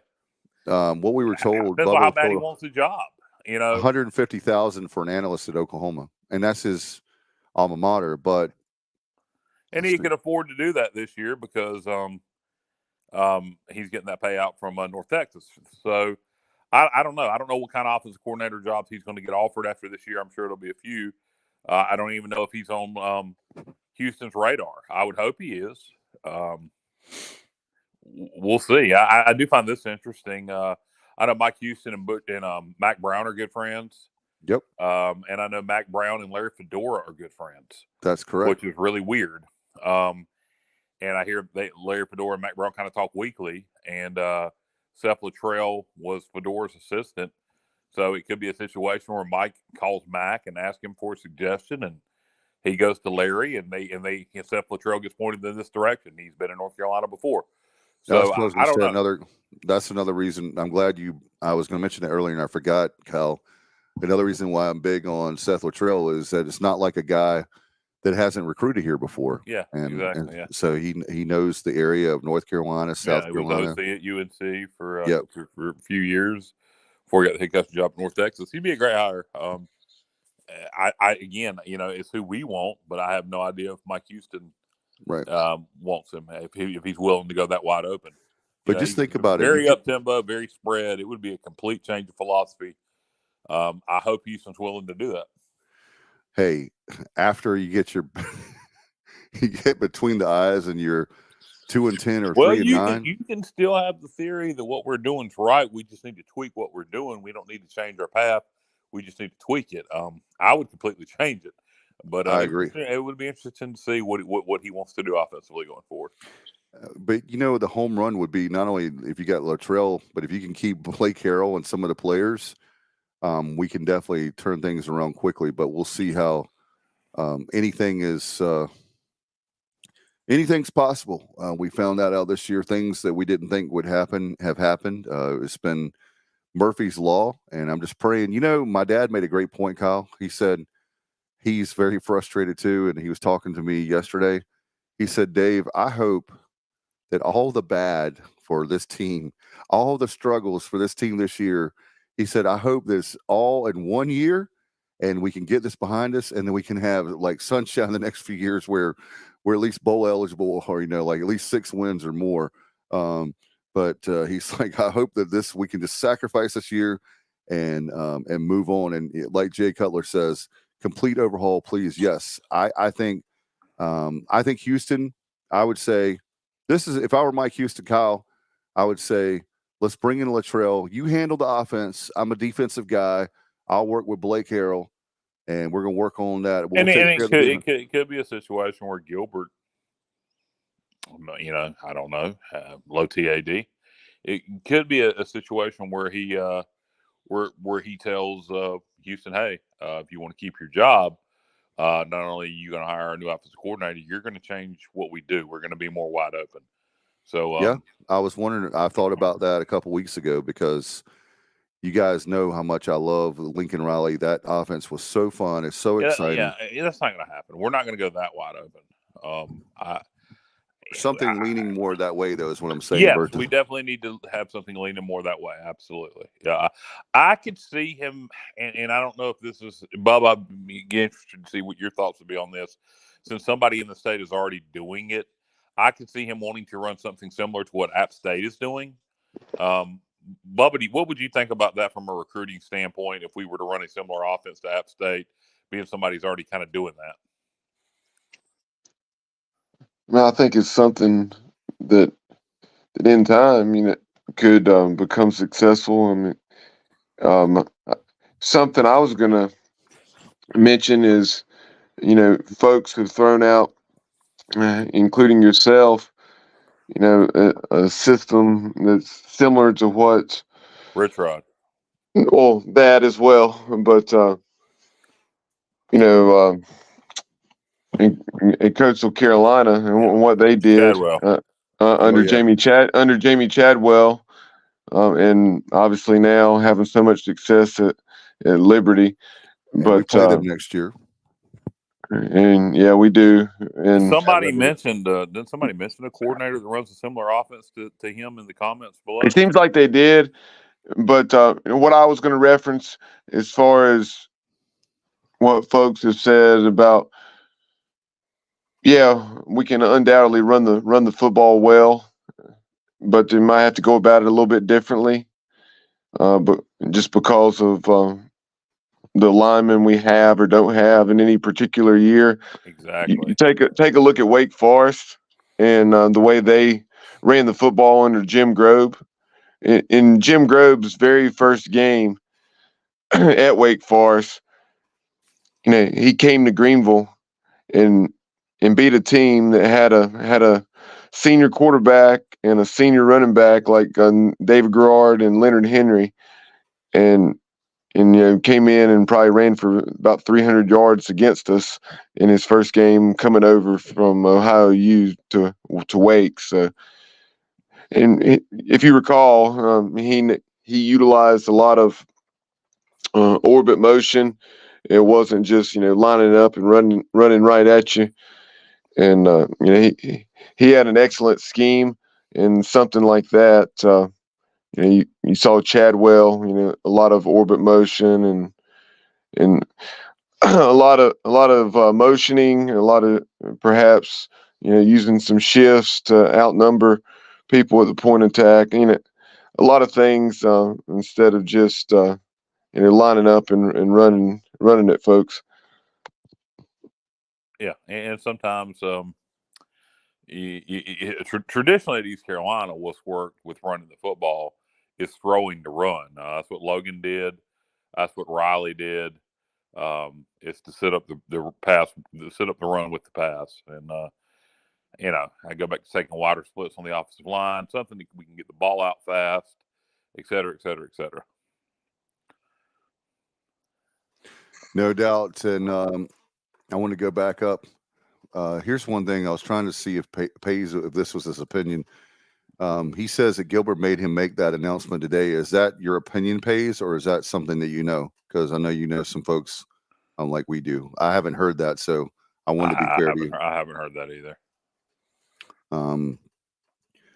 Because we were talking about that. What we had heard is Donnie was going to be retiring, like after Saturday against Tulsa.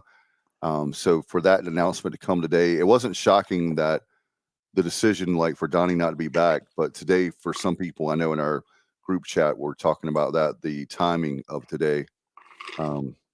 Is that Gilbert, or is that, like Kyle said, is that Houston trying to save his job? Are they, the two of them, making that decision together? And it may be, Kyle, it may be, okay. He said hearing it, he did to calm down the fan base. Otherwise, just make it next week.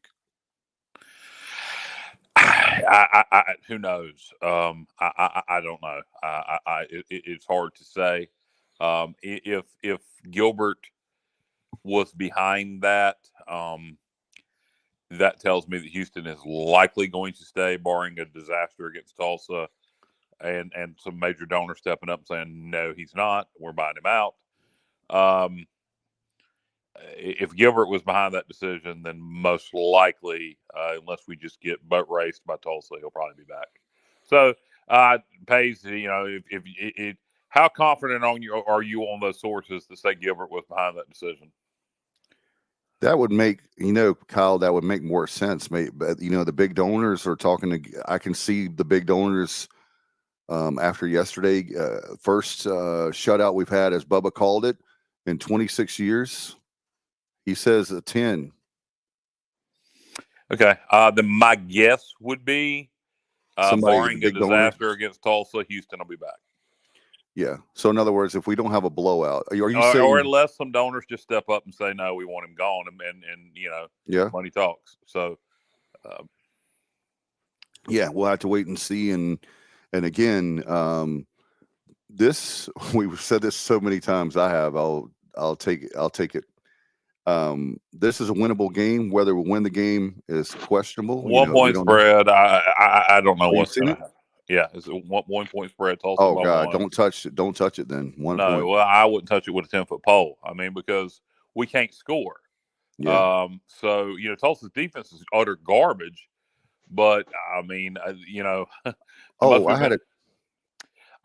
their offense is pretty good. I don't know. My hunch is we'll win this game. That'd be my hunch. Bubba, I had a question for you, being a quarterback, and I want to ask you. I forgot to ask you guys earlier in the show, so I apologize. I'm tired like Bubba, but Kyle and Bubba, I don't think this is going to happen, but this crossed my mind. Would you start next on Saturday? Would you start Garcia, being that we're trying to do something different as far as running the ball? We know about passing, but do you think that the performance of Flynn? I have no idea. I don't.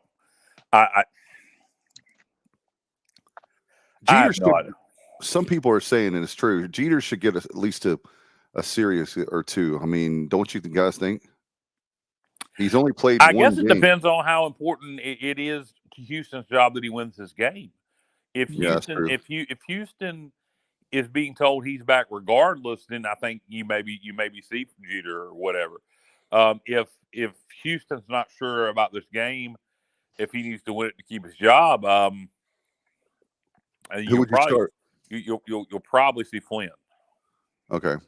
I mean, because I've heard pretty much you guys, I know that there's no more hope for Garcia, but we shall see. What's you never know. Garcia could be, and we pretty much think Flynn's going to be going to med school, so he's gone. And what we have coming in, maybe Garcia moves to a different position. Maybe you have some kind of guru. I don't know. But we definitely need, the scheme has got to change, and we can every Pirate fan can agree on. I don't think there's any Pirate fan out there. I'm pretty confident that wants to keep what we're doing, because it's definitely not working. So we'll definitely do that. And Emmanuel agrees with you. He says agree with KB. He calls you KB. All right, Emmanuel. I appreciate you agreeing with me. I don't know what you're agreeing with me on, but he's talking about the quarterback situation when you were talking about with Jeter. Okay. I appreciate it, Emmanuel. It's a sure bet every time to agree with me. And Matt says, if Tulsa scores more than 10, there's no way QB1 wins this game. Tulsa. Who's QB1? I'm assuming you mean Flynn. I know. I'm joking. I'm joking with you. Tulsa's defense Is ain't garbage. Tulane's or Navy's. So do I think we're going to go light them up for 30 points? No. Do I think 24? Yeah, I think we could get 24 on the board against them. Yeah, that's my early prediction. I'm not gonna. I I could see something like a 24-13, 24-17 Pirate win. That's my early. I was thinking about that today, just trying to calm myself down because I want to win. And by the way, this is our bowl game. If you want to go to a bowl game, it's Saturday at Dowdy-Ficklin at 2:00. The next game we have is at Dowdy-Ficklin on August 31st against Norfolk State next year. So this is your last chance to see football this year. And so hopefully we can get a win. It's senior day. So we don't drink, we don't smoke, nor fuck. Yeah, Norfolk State is going to be, we've got that Liberty, Norfolk State, Old Dominion, and App State. So 3 Virginia teams. That's going to be great in App State. So I like the, let's see that. All right, Matt Redmond. Here you go. Ready? Matt is going way out on a limb here, Kyle. You're going to love this. You ready? Sure. Conrad, he says a very bold prediction is that he's going to have 8 field goals. Is that for Conrad or for both teams? 8 field goals. He says bold prediction, a very bold. So he's saying Conrad is going to make 8 field goals. And I see what you're saying, Matt. 24 points. Okay, I'm slow. Forgive me. Okay. I get it now. 8 times 3. Okay. I'm teaching my daughter right now. We're working with multiplication. So 8 times 3 is 24, I believe. Norfolk State's band is special. Thank you, P. Pays. I'll tell you what, I love a good band. So that'll be interesting to see. And I would think that Norfolk State would bring their band because that would be awesome to see at halftime for sure. All right. Yeah, I remember Pirate Nation back in 2018 was very disappointed when they received word that the A&T band would not be attending. Oh yeah, because A&T, oh my goodness, their band is legendary. Probably bigger than I know. And that A&T, talked to an A&T graduate, and he was talking about. He says, "I know you're an ECU guy." He said, "But hey, man." By the way, speaking of A&T, I didn't mean to cut you off, Dave. But there was something that I heard today, watching the East Carolina Northeastern game, and I was at a friend's house, and I was halfway distracted. Did I hear that the Colonial Athletic Association is changing their name to the Coastal Athletic Association? Correct. Oh wow, I didn't know that. For some reason, Colonial offended somebody. Kind of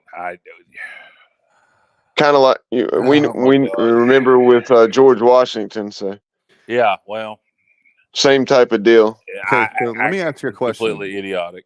From a branding standpoint, Colonial. I think. Well, no, actually, I think Coastal Athletic Association. While it is very, very generic, I think maybe it's a better for branding and just in general because Colonial always sounded kind of stupid to me. But if you're offended by the word Colonial, is Williamsburg? Can they be Colonial Williamsburg anymore? Or are they going to have to change it to old timey Williamsburg? Well, if you think about it, when we came over here, there were 13. They were not states at the time. They were colonies. So 13 original colonies. Yep. So that just don't get me started. I love history. And speaking of which, by the way, I want to say this real quick because I waited on purpose to the end of the show to say this. I know we're running out of time, Bubba. But those of you that love history, I was telling you guys in the green room, and you love, I don't want to say love, but you're fascinated, I guess is the word, about the conspiracy about the JFK assassination. Yeah.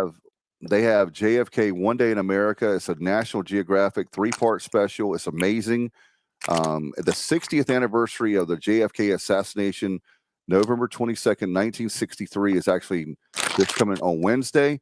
And I highly recommend that. And also another fascinating one, guys, on Paramount Plus, they have the Parkland doctors talk for the very first time in 60 years, the ones that are still living. And it was a great documentary. And by the way, Paige, I got to give Paige a quick shout out. Kyle and Bubba, you remember Milli Vanilli? Paige, you talked about this. the Milli Vanilli. I think you said the Milli Vanilli doc on Paramount Plus is dope. I saw that recently, Pays.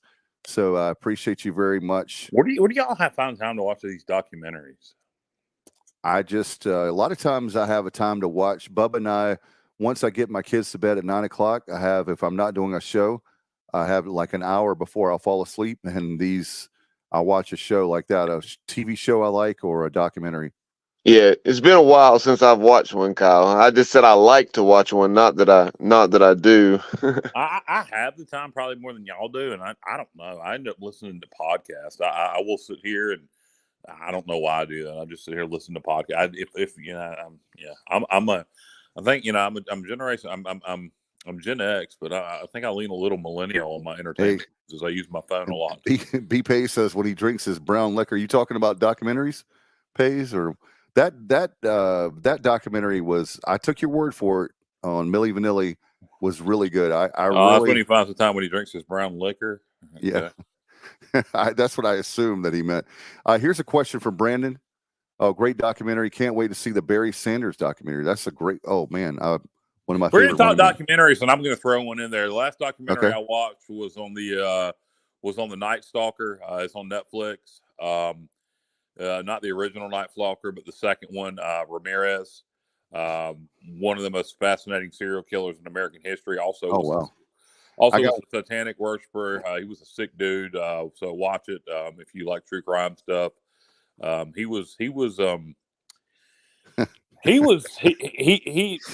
Ramirez is one of the most. Yeah, well, this ain't a true crime podcast. It's just the crimes he committed. No, we're not. I'm not laughing at you. It's what Bubba put up.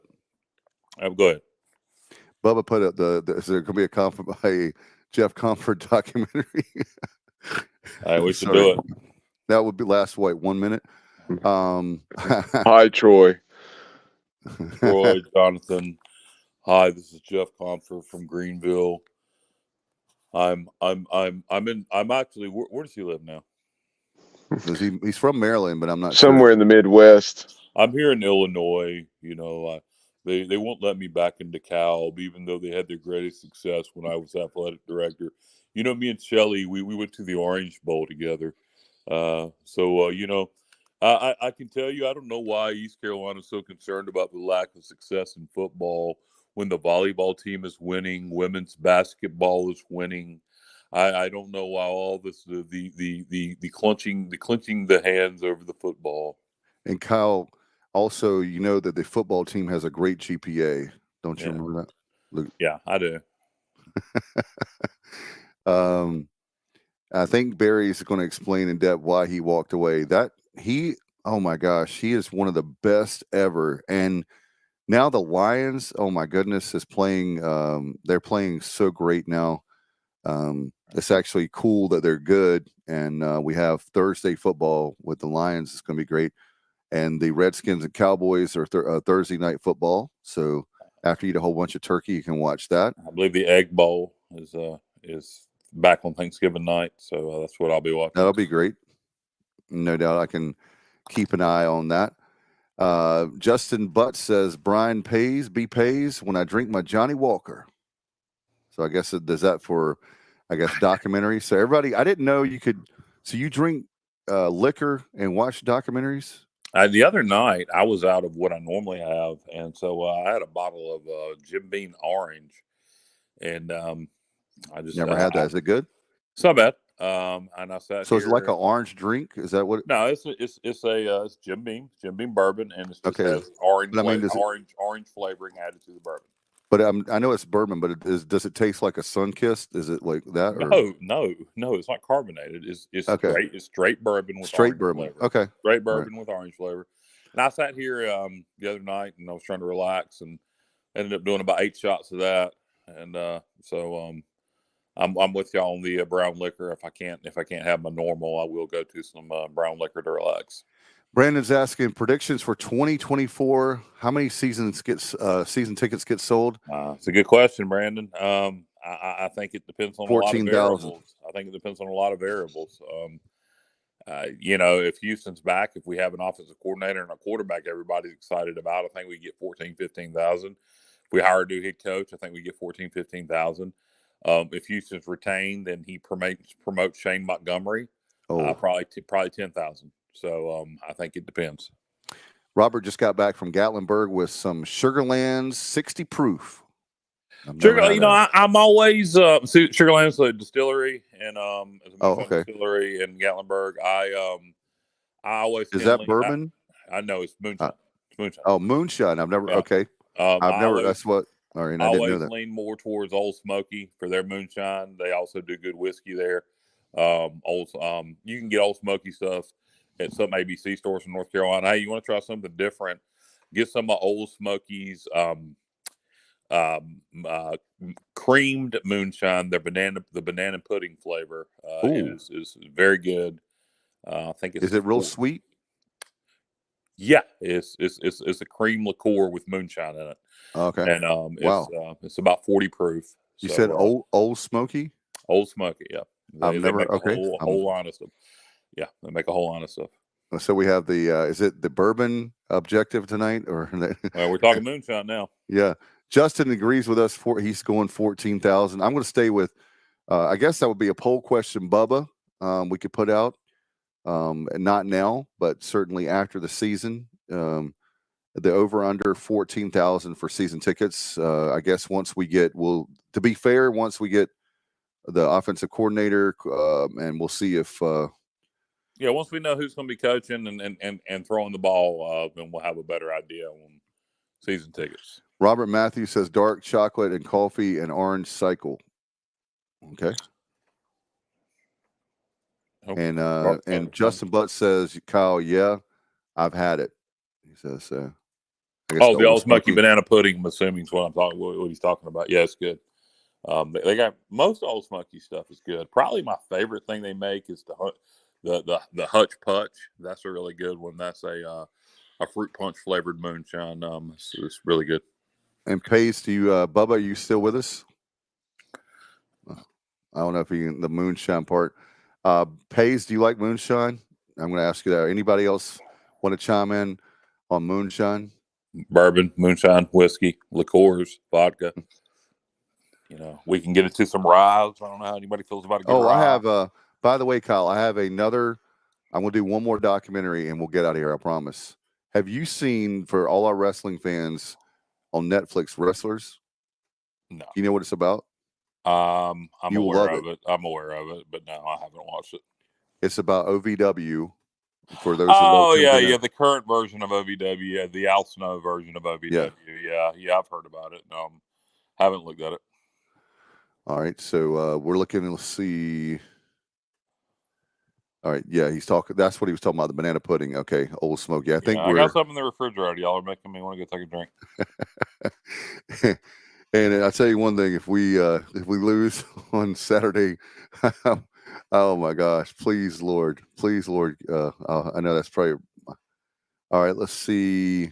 Robert says Denver's just went up with 1:03 left. 21-20 going for 2. All right. Let us know how it goes there, Robert, before we get out of here. All right. And Justin says whatever we can drink. Yeah, I think Kyle's gonna have a big party at his house after we win on Saturday night. I'm not gonna have a party if we win or lose, but if you want to come over, bring your own bottle. All right. Yeah, I was going to say BYOB. There's a tier in your beer. Yeah, BYOB. Bring your own bottle. Bring your own beer, and they'll have you'll have a great. I promise, if you go to Kyle's, you'll have a great time. I will say that you'll have a great time. What in the world? All right, there we go. Missing Bubba here. I guess I don't know if he went to sleep. Justice said, "Go have a drink, Kyle." Yeah, I will if we ever wrap this thing up. And Brian B-Pay says, if we lose on Saturday, I'm skipping the liquor and going to the gummies. That might be a great time to get out of here. Bubba, are you back? Yeah, I've been here. Oh, wow. We've been wanting to chime in. What do you guys have before we get out of here? I know we've gone long, but there's been so much to talk about. And thank you guys so much for we had a great turnout of people, a lot of people watching, listening, and commenting tonight on YouTube and Facebook. We appreciate you. And like on the screen right now, we're on all the social media platforms. So it's at the Sports OBJ on Twitter, X now, at the Sports Objective on TikTok, at the Sports Objective on Instagram, and of course subscribe to our YouTube channel. And I know, Bubba, we want to get up to 1,500 viewers, right? Yeah, have a goal of 1,500. By the end of 2023, and right now, just shy of 1,100. So, Pirate Nation, if you listen to the show, watch the show, you can go to our YouTube channel, click subscribe, and encourage other Pirates to do the same. A lot of folks I know that listen, but what did Justin just say on the screen there to get a chance to read it? He wants to party with you. He said, Kyle, I'm just down the road. He lives in Goldsboro. Oh, you're Goldsboro. Hey, come on over, Justin. We'll have a good time, my friend. Just let me know. All right. Do you have anything, Bubba, before we get out of here? I know that we've got, of course, Coach Jeff Connors recorded tonight. We lost Bubba here for a second. I don't know where he went, but I'm sure he'll come back. And let's just wrap it up, Dave. We're running long here. I got to get to bed. All right. Well, I appreciate everybody. That's awesome. We've had a lot of people listening and viewing, like we said tonight. The Pirate Football Playback is presented by L&K Custom Homes. Give a shout out to Kevin KK Walker. He's a licensed general contractor. Call him 336-688-8461 as we wrap up the season on Saturday. We'll have our Pirate preview. A lot of great shows this week. For Kyle Barber, Bubba Rosenbaum, appreciate you, Bubba, for producing tonight. I'm Dave Richmond. We'll get out of here. Good night, everybody. And as always, go Pirates.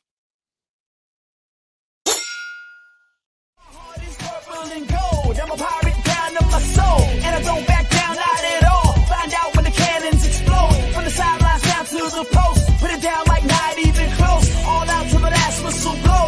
For the flag with the soul and crossbones. Everybody stand up, get your hands up, let the team know that we got they back.